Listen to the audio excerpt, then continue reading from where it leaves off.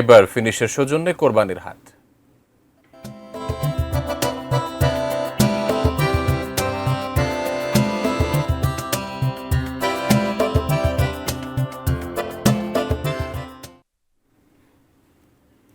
কোরবানির ঈদের আর মাত্র কয়েক ঘন্টা বাকি।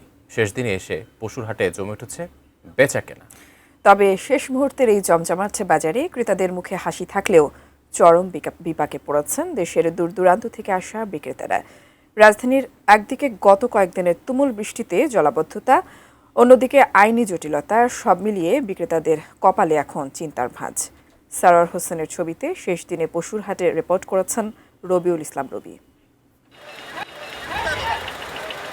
কয়েকদিনের তুমুল বৃষ্টিতে নোংরা কাদা, জলাবদ্ধতা আর চরম অব্যবস্থাপনায় শেষ মুহূর্তে রাজধানীর দিয়াবাড়ি পশুর হাটের চেনা চিত্রটা এবার অন্যরকম। শেষ দিনে যেখানে উৎসব মুখর পরিবেশে কেনাবেচা হওয়ার কথা, সেখানে এখন শুধুই পুঁজিটুকু নিয়ে ফিরে যাবার আপ্রাণ চেষ্টা পাইকারদের। কোরবানির পশুর বাজার ধরতে ৫-৭ দিন আগে গ্রাম থেকে ঢাকার হাটে এসেছিলেন হাজারো খামারি ও পাইকার। টানা কয়েকদিনের অবিরাম বৃষ্টি আর জমে থাকা নোংরা কাদা পানিতে দাঁড়িয়ে থেকে ইতিমধ্যে অনেকের পায়ে ঘা হওয়ার উপক্রম। প্রতিকূল এ আবহাওয়ায় অসুস্থ হয়েছে বহু পশু।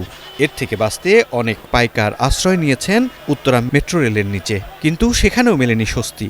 ওনারা লাগ করতে আছে, থাকতে দিতেছে না। তারপরেও একটু আসছি, পেকের মধ্যে ঠ্যাংটা নষ্ট হয়ে গেছে, এনে খারাপ হয়েছে আর কি। আঙুর তো পায়াটা ঘাও হয়ে গেছে, আর গরুর তো বাজারে একবারেই নেই। আঙুর গরুর মধ্যে 10,000, 15,000, 20,000 টাকা লস।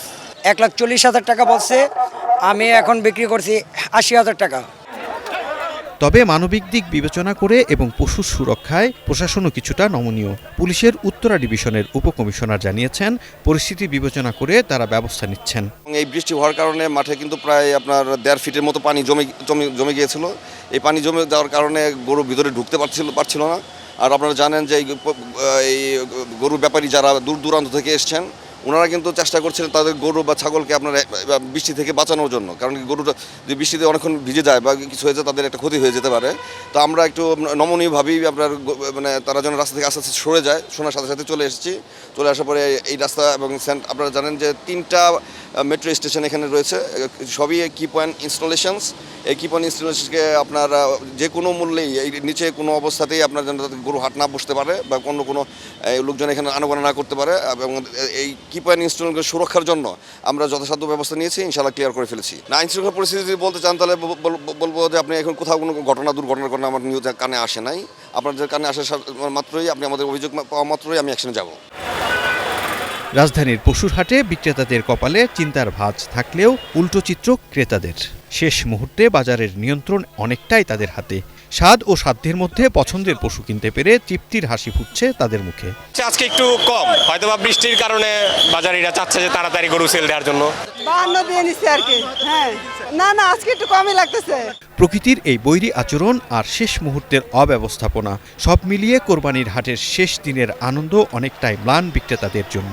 এখন লোকসান এড়িয়ে কত দ্রুত পশু বিক্রি করে বাড়ি ফেরা যায়, সেটাই তাদের একমাত্র লক্ষ্য। রবিউল ইসলাম রবি, এটিএন নিউজ, ঢাকা। ফিনিশ আপনার ঘরবাড়ি ও আঙ্গিনার সকল কীটপতঙ্গ ধ্বংস করে।